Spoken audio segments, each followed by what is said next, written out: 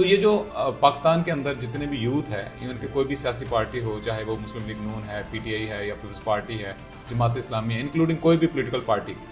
اس کے اندر جو یوتھ ہے یا عام پبلک ہے، وہ کیسے جو ریاست کے مخالف پروپیگنڈا ہے اس سے وہ کیسے بچے، تاکہ آنے والے دنوں میں ایسا کوئی ایونٹ نہ ہو جس سے پاکستان کی بھی بدنامی ہو اور ریاست مخالف وہ پروپیگنڈے کا شکار ہوں نوجوان نسل۔ اچھا دیکھیں، جمہوریت میں یہ ہوتا ہے کہ آپ